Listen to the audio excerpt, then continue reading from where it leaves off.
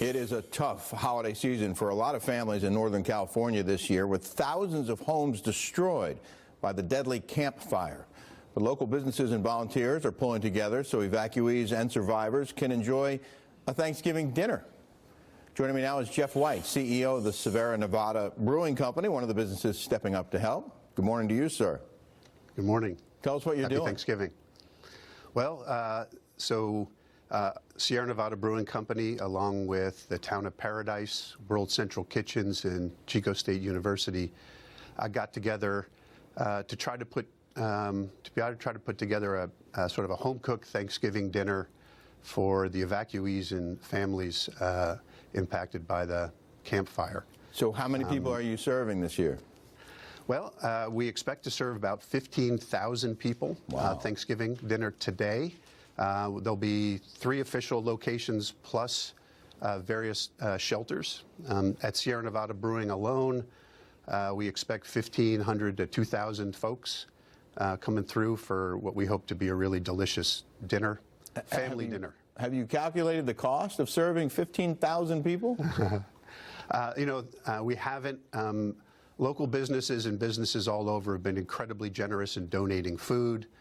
This really isn't a time anybody's thinking about cost. We're really thinking about serving the community and trying to give sort of a moment of thankfulness and normalcy to all these folks that are impacted. Well, that's fantastic. The obvious question, Jeff, is are you serving beer?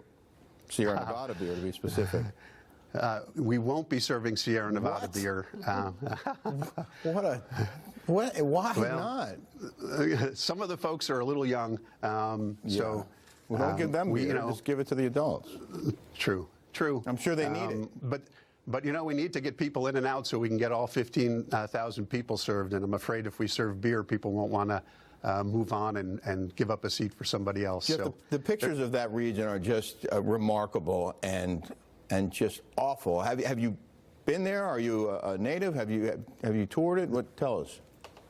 So I'm a Chico resident for just about 6 years now, and I live in Chico. So thankfully, my family and I are not directly impacted. I will tell you that it's the local towns of Paradise, Magalia, Concow are the neighboring towns to Chico, and there's none of us that aren't impacted in some way.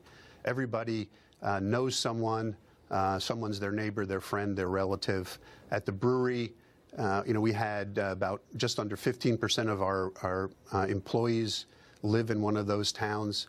So we're all impacted. The closest I personally got was, during evacuation time. While the brewery wasn't evacuated, the fires came extremely close, and we closed the brewery immediately to make sure everybody was out of harm's way. The pictures and the stories. There are also concerns, Jeff, about the weather out there. Is it raining there today? Is it bad? Have you seen it? It was raining when I left this morning. Yeah. We had some really torrential downpours yesterday, and it's a mixed blessing. It's great for the firefighters and the fire, but we have quite a few people that are camped outside, and so there was a big push to try to get them indoors in shelters yesterday, and that'll continue. Jeff, Arthel has a question for you as well. Jeff, I'd love to hear what the volunteers tell you, what makes them come out to help people in need. It's hard to describe, and quite frankly, it's quite emotional. I think you can tell a lot about an individual by their sort of reflexive reaction to a crisis.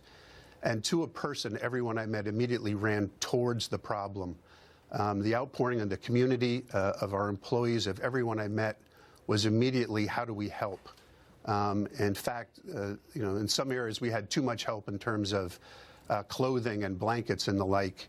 The outpouring continues. There'll be over 1,000. There are 1,000 plus volunteers for just today's dinner.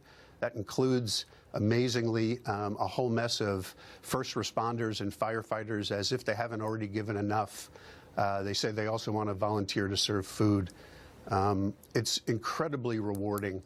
These are our family. It seems cliche, but it's moments like this you really realize what community means and what's really important. And I think we've seen everyone step up and It's wonderful. Jeff White, what you're doing is terrific, and obviously this is a community that will continue to need help just based on those pictures and all of those homes that have been destroyed, all those people who are now homeless, and hundreds of people still missing and unaccounted for. There's a great need there and will be for some time. So we certainly appreciate you coming in today and talking about this and stepping up for the folks there. I appreciate you letting us. Thank Butte you. County strong. Thank you, Jeff White. And we will Thank keep you. their story.